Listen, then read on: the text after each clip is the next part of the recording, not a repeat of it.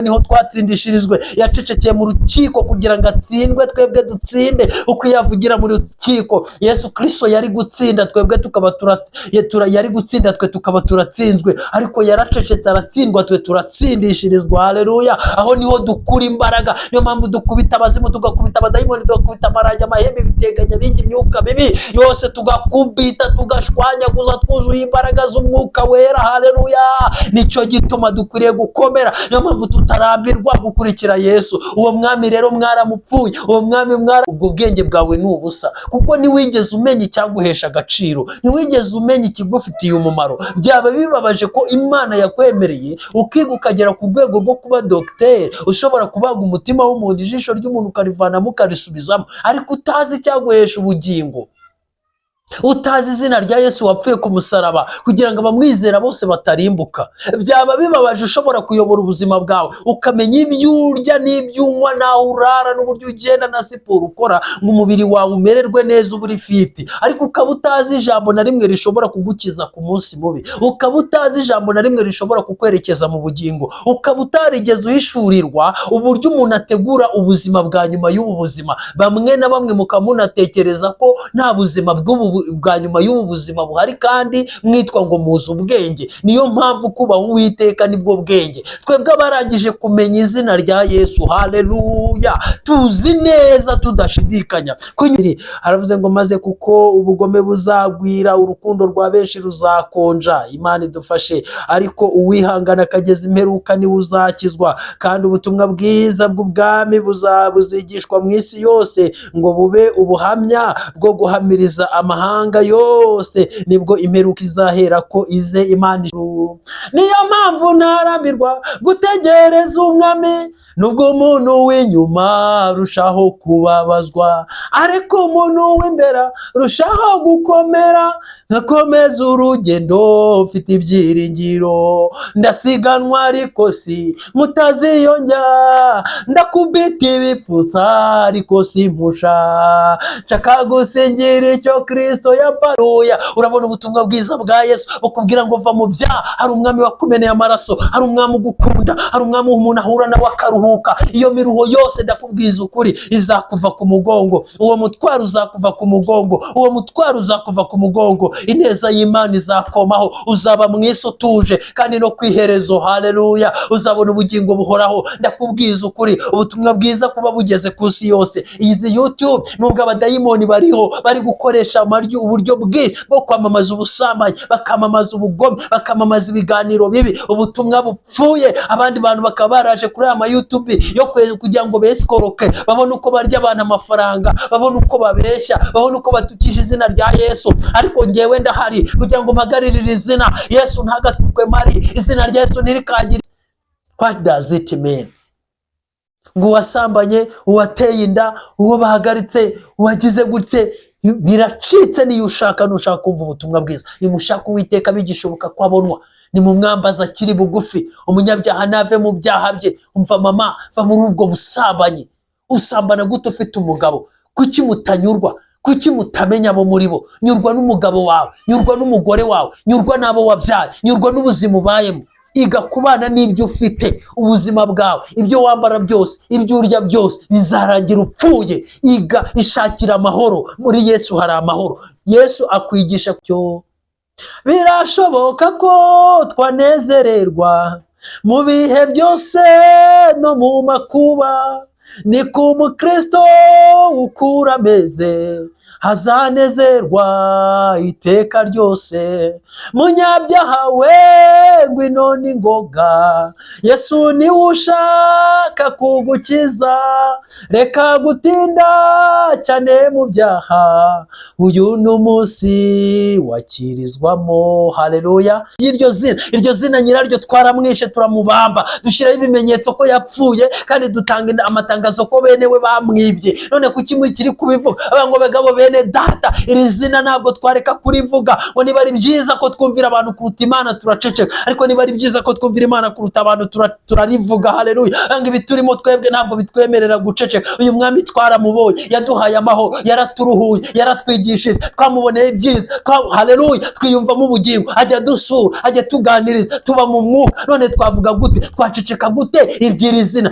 Ngo tuzabica, avuga ati ahubwo nitupfa nibwo bizaba bigenze neza, uko noneho ubu muri kudutandukanya nawe ko turi mu mubiri, ariko nidupfa tuzamuhobera, amaso yacu azamureba saa yundi. Haidai sema igaidai nima hefo taidrai shaini garai sisimango betauzi biwihini ya sevore gra. Imana ishimwe mu izina rya Yesu. Dedai ni gai siremos. Shimwa Yesu Kristo mwana w'Imana. Imana imfashe mu izina rya Yesu. Ntabwo nkunda ibintu byo kuvugira indimi kuri kamera, birantungura kumva biranyuzuye. Mana wese nshaka ko abantu babitekereza ko ari ibintu by'ubwesikoro, sinikundiriza kuri mwe. Ikindaje ishinga no kubabwira ubutumwa bwiza bwa Yesu, no kubabwira ubutumwa bwiza bwa Yesu, no kugira ngo musinduke muhabwe ubuntu nanjye nahawe.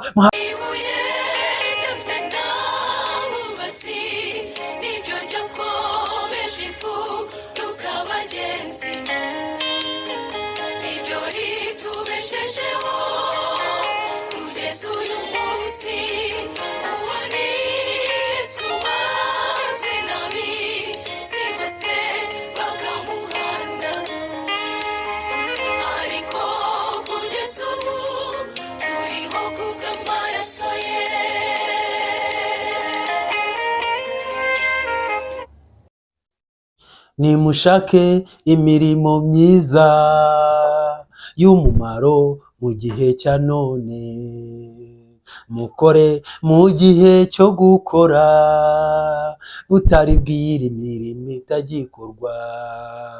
Imirimo dukorera mu isi niyo izaduherekeza, yaba myiza cyangwa mibi zerekanwa. Shakisha imirimo y'umumaro.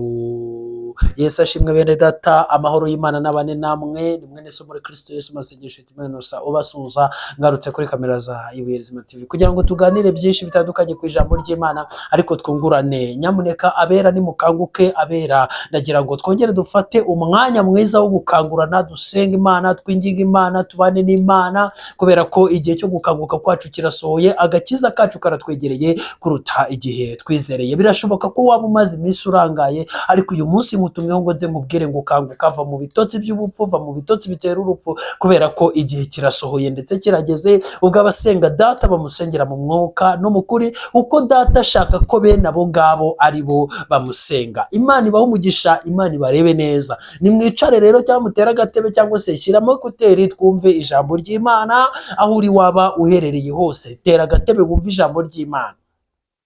Yesu Kristo amfashe iri jambo ry'Imana ndivuge mu mwanya mutoya, ariko icyo ashaka cyose gisohore, ubwiza bw'Imana bugaragare muri iri jambo. Bene data, abantu b'iyi minsi barabwiriza ubutumwa, ariko ubutumwa bwiza bwarabuze. Ubutumwa bwiza bw'ubwami bw'Imana ni ubuhe? Ni ukubwira abantu ngo bave mu byaha, bitandukanye n'ibyaha n'ibisa nabyo, bareke ibyaha kuko icyaha kiricisha. Icyaha ni umuzi w'urupfu. Icyaha, ijambo ry'Imana riratubwira ngo irari riratwita rikabyara icyaha, kandi icyaha nacyo cyamara gutwita kikabyara urupfu.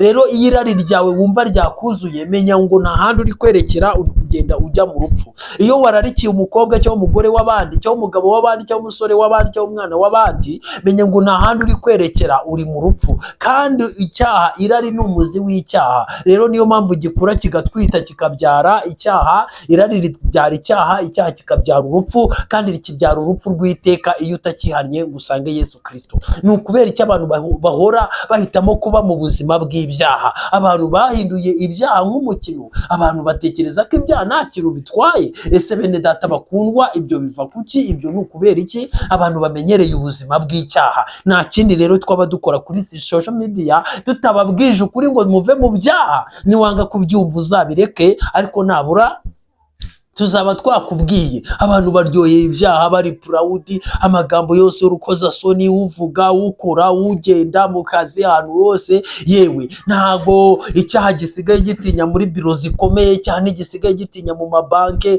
mu bakozi ba leta, mu bikorera. Yewe icyaha cyarakomanze ahantu hose, cyahawe intebe, cyaha agaciro, ku buryo noneho tugeze mu kinyejana aho umuntu udakora ibyaha aba ameze nk'umuntu ugenda nk'uwasebye, nk'ufite ibyo yatakaje, nk'ugenda atuzuye mu mutwe. Come on, ibyo ni ibiki bene data? Ijambo ry'Imana Yobu 28 riravuga ngo dore kubaha Uwiteka nibwo bwenge, kandi kuva mu byaha niko kujijuka. Yobu 28:28, kubaha Uwiteka nibwo bwenge, kuva mu byaha niko kujijuka. Ubundi bwenge bwose n'ubwenge bw'ingirwa bwenge. Ubwo muhaha mu ishuri, niba uri profeseri, niba uri dogiteri, uwo waba uri we wese, reka nkubwire ngo ubwo bwenge bwawe bwari bukwiriye kugira agaciro, bugahabwa agaciro n'izina rya Yesu. Ariko nimba nta zina rya Yesu wamenye, ubwo bwenge bwawe ni ubusa, kuko ntiwigeze umenya icyaguhesha agaciro, ntiwigeze umenya ikigufitiye umumaro. Byaba bibabaje ko Imana yakwemereye ukiga ukagera ku rwego rwo kuba dogiteri, ushobora kubaga umutima w'umuntu, ijisho ry'umuntu ukarivanamo ukarisubizamo, ariko utazi icyaguhesha ubugingo, utazi izina rya Yesu wapfuye ku musaraba kugira ngo abamwizera bose batarimbuka. Byaba bibabaje ushobora kuyobora ubuzima bwawe, ukamenya ibyo urya n'ibyo unywa, naho urara, n'uburyo ugenda na siporo ukora, ngo umubiri wawe umererwe neza, uba uri fiti, ariko ukaba utazi ijambo na rimwe rishobora kugukiza ku munsi mubi, ukaba utazi ijambo na rimwe rishobora kukwerekeza mu bugingo, ukaba utarigeze uhishurirwa uburyo umuntu ategura ubuzima bwa nyuma y'ubu buzima. Bamwe na bamwe mukaba munatekereza ko nta buzima bwa nyuma y'ubu buzima buhari, kandi mwitwa ngo muzi ubwenge. Niyo mpamvu kubaha Uwiteka nibwo bwenge. Twebwe abarangije kumenya izina rya Yesu, haleluya, tuzi neza tudashidikanya ko nyuma y'ubu buzima hari ubundi buzima. Twebwe dukora duharanira kuzabaho neza ejo kuruta none, haleluya. Yesu ashimwe, haleluya, Imana ishimwe. Twebwe icyo dukorera, duharanira kuzabaho neza ejo kuruta none. Tubizi ko hano turi abashyitsi n'abimukira, turi abagenzi, turi ba pasenje, turacaho tugenda, iwacu sinaha, ariko twebwe iwacu ni mu ijuru, niho dutegereje umukiza ko azaba. Ese ujya wibuka ko mu isi turi nk'abagenzi, turashaka kwitahira iwacu mu ijuru. Niyo mpamvu ntarambirwa gutegereza umwami, nubwo umuntu w'inyuma arushaho kubabazwa, ariko umuntu w'imbere arushaho gukomera. Nkakomeza urugendo mfite ibyiringiro, ndasiganwa ariko si mutaziyonja, ndakubita ibipfusa ariko si mpusha, nshaka gusingira icyo Kristo yapatiye, ubwo azahamagara ahagaze ku bicu, haleluya. Abafite ibyo byiringiro tumuhanga amaso tudacogora, abafite ibyo byiringiro tumuhanga amaso tudacogora, haleluya. Nongera kubakumbuza ijuru bene data, ijuru ririho ubwami burahari. Imana ihabwa icyubahiro mu izina rya Yesu Kristo. Ijambo ry'Imana riravuga ngo mu minsi y'imperuka ubwenge bwa benshi buzagwira. Mwene data, uyu munsi ubwenge bwa benshi bwaragwiriye, abantu bari mu iterambere, ariko iterambere ni kimwe mu bimenyetso bigaragaza ko imperuka zizabaho.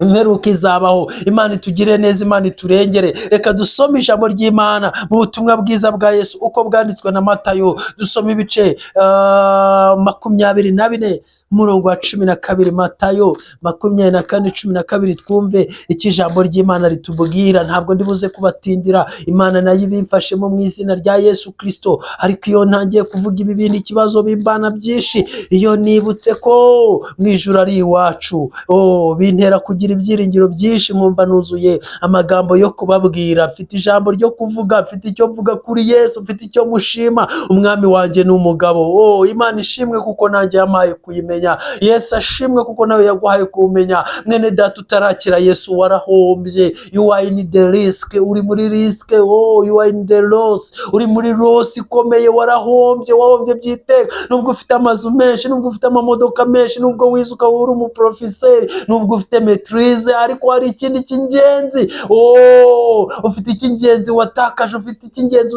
umva, hari icy'ingenzi watakaje, hari icy'ingenzi wabuze. Iyaba ibyo byose Imana yakugiriyemo neza, wari warabyongeyeho Yesu. Ababihishuriwe bavuze amagambo akomeye, barabiririmba mu ndirimbo bavuga ngo kugira ifeza n'izahabu ibyo ni byiza kuri njye, kubaho neza n'ibindi ibyo nabyo ni byiza kuri njye. Aravuga ngo ariko hari icyo ngusaba, uzandindira ubugingo, uzampe kubona ubugingo, uzaburinde kugera ku iherezo. Mwene data, ijambo ry'Imana rivuga ngo mbese waguha iby'isi byose ukabyiharira, nyamara ku iherezo ubugingo bwawe ukabubura, waba wungutse iki? Ntacyo.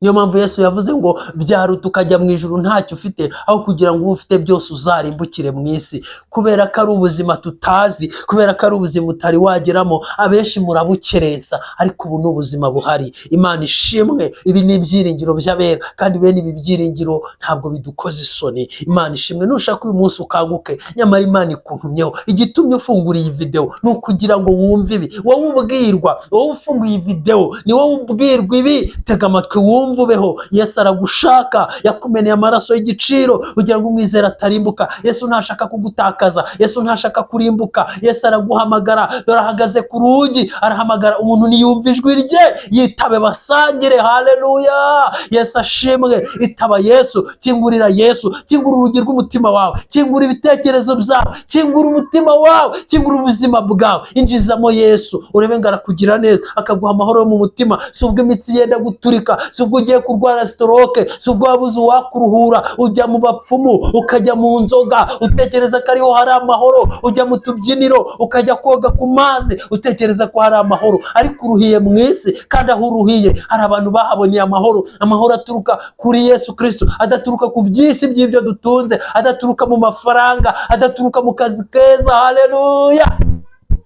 Amahoro Yesu atanga, amahoro Yesu atanga, amahoro utanga nagira kirogoya, n'amahoro umushonje agira, n'urengana akayagira, n'amahoro atuma umutima ukomera no mu gihe gishishana. Mwami Yesu yanyuzuze kandi ungeze ku ntsinzi, Mwami Yesu yanyuzuze, haleluya, kandi ungeze ku ntsinzi. Yesu ashimwe.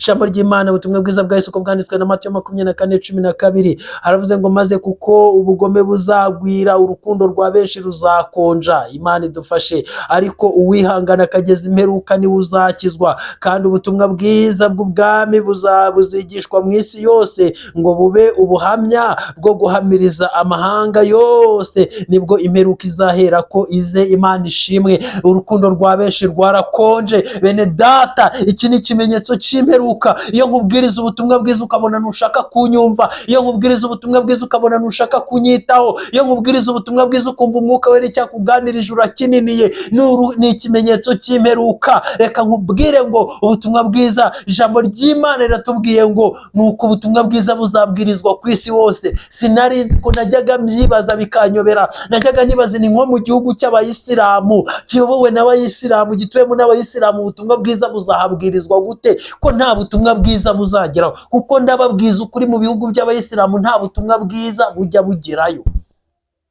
Hagerayo ubutumwa bwa Korowani, hakageraho ubutumwa bwa Muhamadi n'abandi babatuma, ariko ubutumwa bwiza bwa Yesu buvuga ko Yesu yapfuye akazuka. Umva musilamu, nawe musilamu kazi, ndakubwira ubutumwa bwiza mu izina rya Yesu. Hari Yesu utamenye. Wamenye Muhamadi ariko ntiwamenye Yesu, wamenye Muhamadi ariko ntiwamenye amahoro atangwa na Yesu, wamenye Sheha ariko ntiwamenye mwuka wera. Warahombye, uri muri riske. Yo, mbega ukuntu wahombye. Kanguka, hari ubundi buzima, hari ubundi buzima, hari umwami wagupfiriye, hari wakumeneye amaraso. Ureke Muhamadi bakubwira ngo wariwe n'ingurube, wariwe n'ingurube. Wowe uw'ingurube zitatinye, wowe umwubaha gute?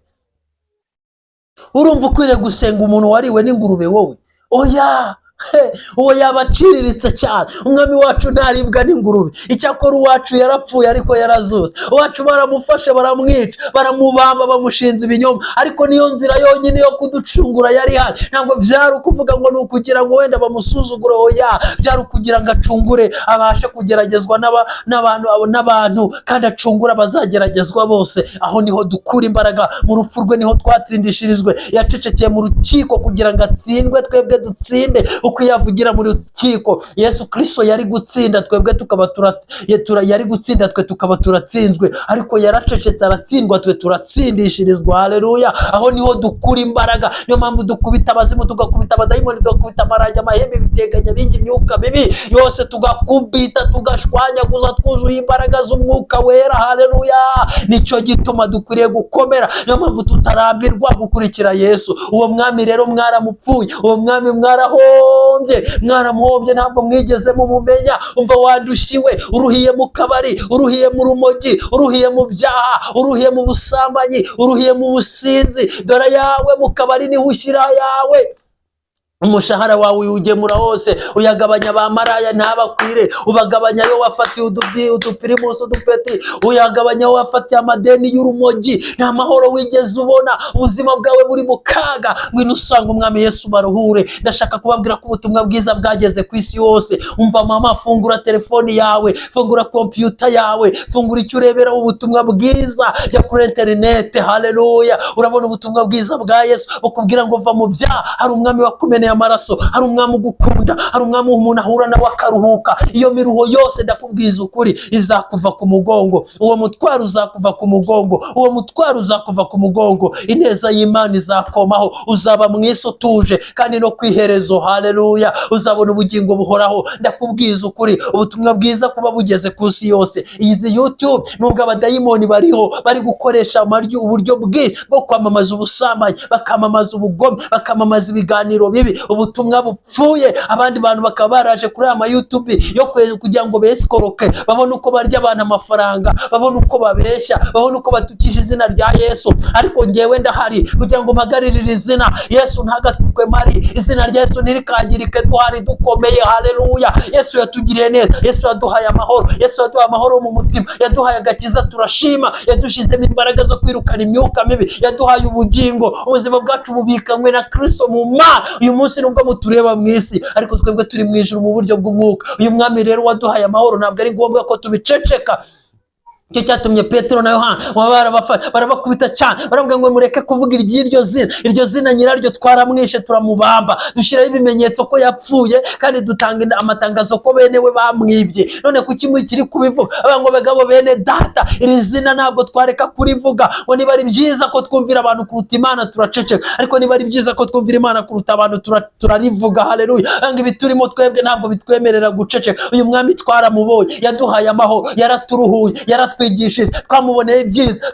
Haleluya! Twiyumvamo ubugingo, ajya dusura, ajya tuganiriza, tuba mu mwuka. None twavuga gute? Twaceceka gute iby'iri zina? Ngo tuzabica, bavuga ati ahubwo nitupfa nibwo bizaba bigenze neza. Uko noneho ubu muri kudutandukanya nawe ko turi mu mubiri, ariko nidupfa tuzamuhobera, amaso yacu azamureba saa yundi. Haidai sema igaidai nima hefo taidrai shaini garai sisimango betauzi biwihini ya sevore gra. Imana ishimwe mu izina rya Yesu. Dedai ni gai siremos. Shimwa Yesu Kristo mwana w'Imana. Imana imfashe mu izina rya Yesu. Ntabwo nkunda ibintu byo kuvugira indimi kuri kamera, birantungura nkumva biranyuzuye. Mana wese nshaka ko abantu babitekereza ko ari ibintu by'ubwesikoro, sinikundiriza kuri mwe. Ikindaje ishinga no kubabwira ubutumwa bwiza bwa Yesu, no kubabwira ubutumwa bwiza bwa Yesu, no kugira ngo musinduke, muhabwe ubuntu nanjye nahawe, muhabwe ubuntu nanjye nahawe, mugirirwe ubwo buntu. Imana ishimwe. Ubutumwa bwiza bugomba kubwirizwa ahantu hose. Bene data, nimuve mu byaha, ubuzima bw'ibyaha ni bubi. Nawe tekereza, wabyaye abana mu gasozi, ubahisha umugabo wawe, ubahisha umugore wawe, inda utwite si y'umugabo wawe. Ubwo nibwo buzima wahisemo? Reba amafaranga yawe, utanga indezi umugore wawe atazi, utanga indezi umugabo wawe atazi. Reba kugira ngo ububana n'umuntu mwe mwararyaranye, akwambarira ubusa, umwambarira ubusa, murarana mu buriri, ariko umuhisha amabanga. Uba ufite konti atazi, aba afite konti utazi. uba ufite umugore ku ruhande, aba afite umugabo ku ruhande. Can you imagine? Ubwo ni ubuzima koko? Tekereza mu kazi kawe, tekereza indaya zawe, reba ibyangombwa byawe wataye mu ndaya. Ese ubwo uri gutekereza ko ubwo ari ubuzima? Umushahara wawe, reba ukuntu guca mu myanya y'intoki, reba ukuntu usinda ukinyaraho, ugasinda ugatakaza ubwenge, ukinyaho ukagwa hasi. Reba ibinkovu ufite, reba ibikomere ufite. Uri kumva ubwo ari ubuzima? Kubera inzoga. Ijambo ry'Imana avuga ngo urwo rushunga ndushyi mu ruhabenda gupfa. Urwo n'urushunga ndushyi. Niko wandushiwe y'umugabo, niko wandushiwe y'umugore, niko wandushiwe y'umukobwa, niko wandushiwe y'umusore.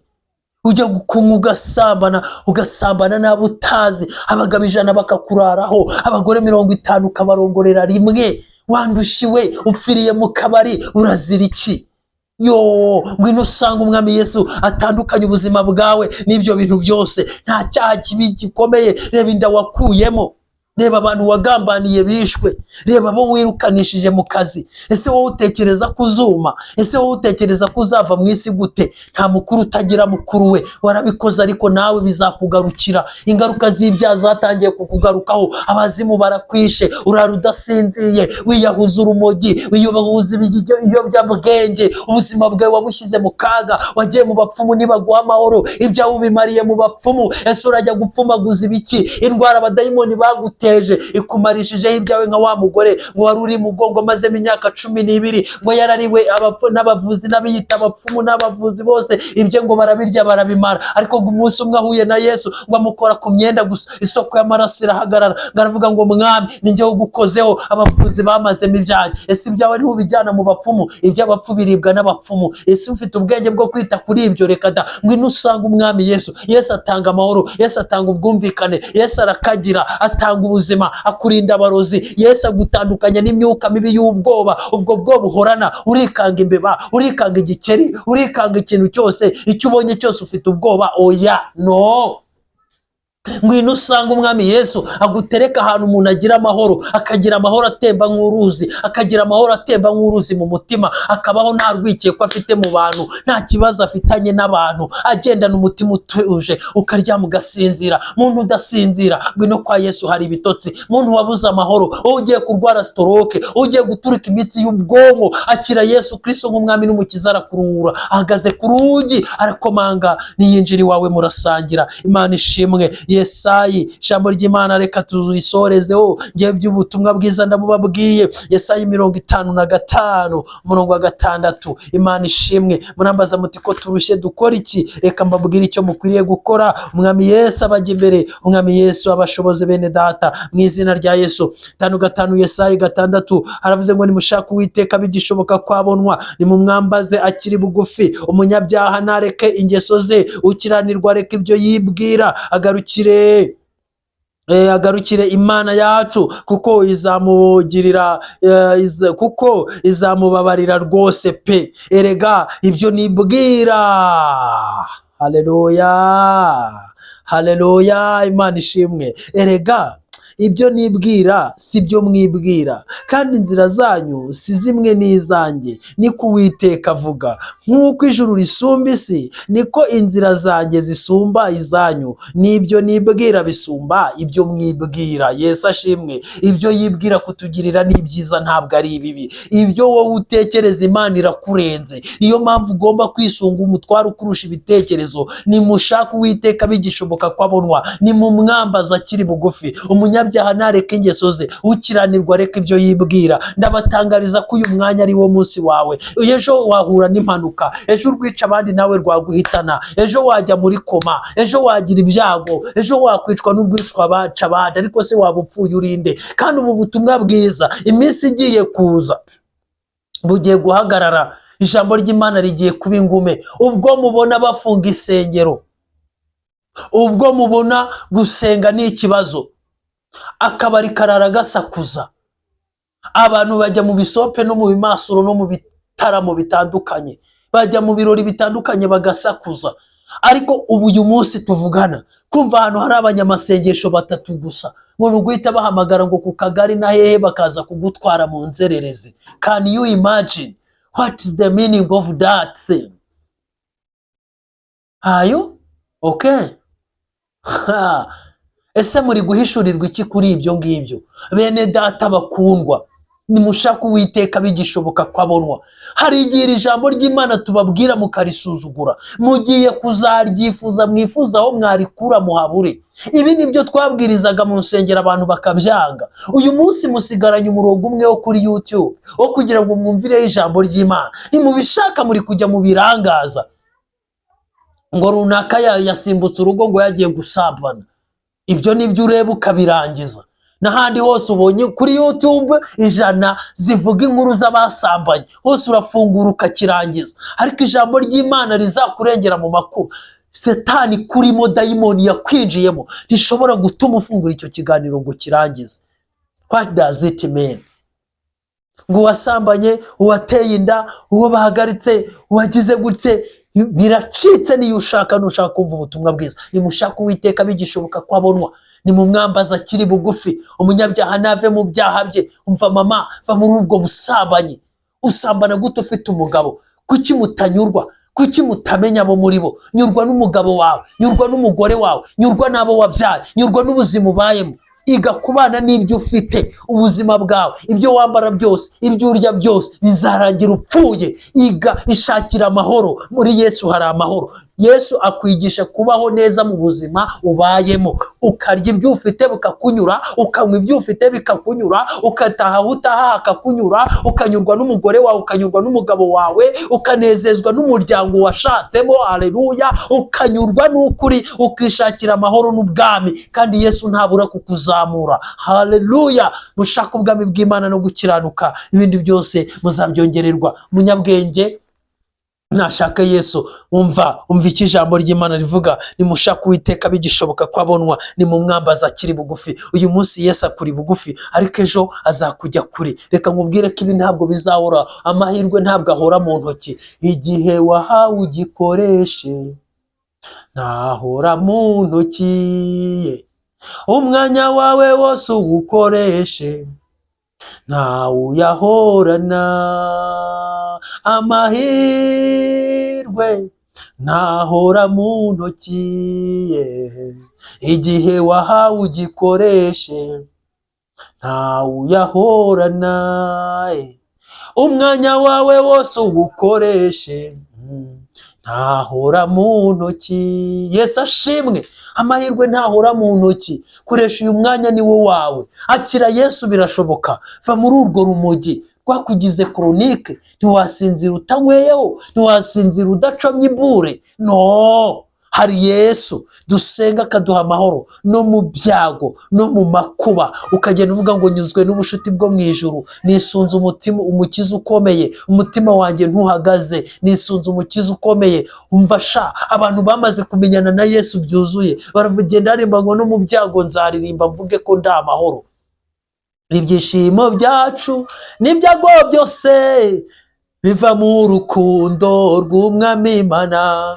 We gushidikanya jya umwiringira, ntiyahemukira umwizera byo. Birashoboka ko twanezererwa mu bihe byose no mu makuba. Ni ku Mukristo ukura ameze, azanezerwa iteka ryose. Munyabyaha we, ngwino n'ingoga, Yesu niwe ushaka kugukiza.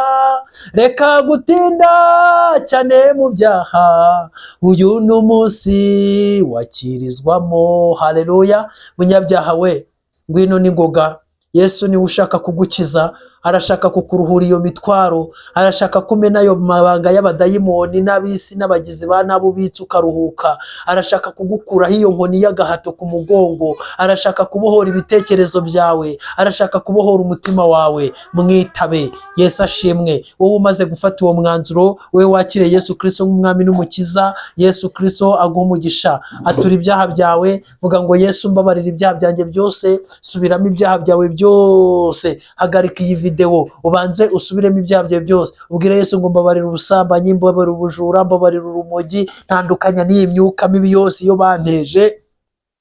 watura ibyaha byose wakoze muri ubwo buryo uvuga uti Yesu mbabarira ibi ngibi, nurangiza uvuga uti nakire Yesu Kristo nk'umwami n'umukiza w'ubugingo bwanjye kugira ngo guhera uyu munsi abohore ubugingo bwanjye. Nurangiza rero dusengane isengesho ngiye kugukurikirizaho, kandi niba ufashijwe unyandikire muri komanteri. Haleluya, Yesu agumugisha, Yesu akurebe neza. Nyandikira muri komanteri unsabe kugusengera nimba wumva ibyo ukoze bidahagije. Dukomeze tubane kandi ukore subscribe ku Ibuyerizima TV, ukomeze wakire ubugingo bwiza, wakire ubuzima bwiza, wakira inama zizajya zigufasha zikagushoboza muri iyi nzira ijya mu ijuru. Imana igumugisha, Imana ikurebe neza. Reka duhereze ahangaha, tuzakomeza kuganira ijambo ry'Imana. Nimushaka Uwiteka bigishoboka ko abonwa, nimumwambaze akiri bugufi. Umunyabyaha areke ingeso ze, ave mu byaha, areke ibyo yibwira, agarukira Uwiteka. Uwiteka aramugirira imbabazi rwose pe. Satani yigukoba ngo ugejeje kure, ngo rwose ngo wari warakijwe uragwa, ngo none ngo Imana ntiyakubabarira, ngo rwose wakoze ibyaha byinshi. Oya, umuririmbyi w'120 mu ndirimbo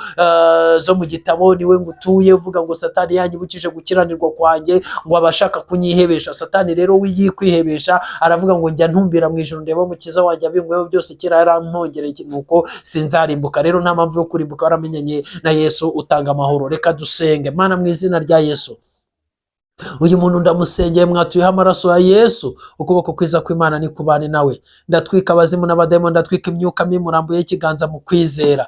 Imbaraga z'umwijima nizishye, murambuyeho Bibiliya y'ijambo ryawe ryiza rizima ribohora. Nabohorwe nabyo, kandi guhera uyu munsi mutandukanye n'imyuka mibi.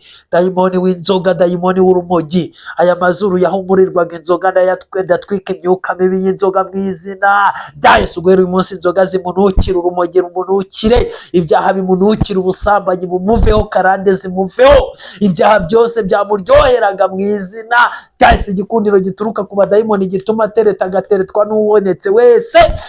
Tenda dayimoni, dayimoni va mu mwisura ye, dayimoni wateraga gushwana n'umugabo we n'umugore we bigatuma ajya mu byaha, muvemo mu izina rya Yesu. Dayimoni va muri aba bagore, va muri aba bagabo, va muri uru rubyiruko, shya mu izina rya Yesu. Urakoze Yesu ko uyu muntu umuhaye ubugingo, kandi guhera uyu munsi imbuto y'ubugingo ibe muri we, atangire kurererwamo n'umwuka iby'ubugingo kugira ngo azabone ubugingo buhoraho. Basindure, babyutse, bave mu bitotsi by'ubupfu, bamenye ko hari Yesu utanga ubugingo. Ubuntu bw'Umwami wacu Yesu n'urukundo rw'Imana no gufashwa n'umwuka bigumane n'abera bose mu izina rya Yesu Kristo, amen, amen.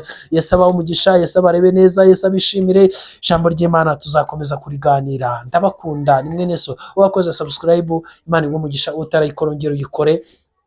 Ku Ibuyerizima TV dufite groupe y'abantu bari gukorera Imana batanze amafaranga 1000 cyonyine, yego 1000 cya buri kwezi, tukajya gusura abantu mu bitaro, tukajya gufasha abantu bababaye muri gereza no mu byaro bigiye bitandukanye. Iyo gahunda tuyitangiye mu kwezi gushize, twayihawe n'Umwuka Wera kandi biri kugenda neza. Nawe rero niba ushaka ko tugushyira muri iyo groupe kwikorera Imana cyangwa se kujya umenya amakuru yacu yose neza, twandikire muri groupe, unyandikira kuri nimero zanjye, hanyuma rero unyandike kuri WhatsApp nkushyiremo. Yesu aguhe umugisha. Gutera Ibuyerizima TV inkunga biremewe. Imana iguhereze umugisha wowe ushaka kudutera inkunga. Hari umuntu wanshubije ngo none se ngo wowe ujya gufasha abandi ngo warangiza ngo nawe tugufashe. N'ukuri nimumfashe, nimumfashe, ndabikeneye, ahubwo ndabikeneye cyane.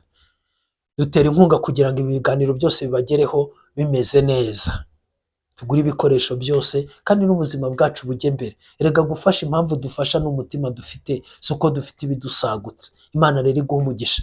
Kutwandikira rero, kuduhamagara biremewe, kandi nanone tugakomeza kugufasha mu gusenga no kubana natwe. Uzajya ugenda wunguka byinshi. Ikindi no kuguha ikaze ku Ibuyerizima TV, ukaza ukaganiriza abantu bose bumva ururimi rw'Ikinyarwanda ibyiza Imana yagushyizemo. Niba uri umuntu w'Imana ariko udafitafita, uze tuguhe ikaze ubwirize ijambo ry'Imana. Imana iguhe umugisha, Imana ikurebe neza mu izina rya Yesu Kristo, amen. Yesu abahe umugisha.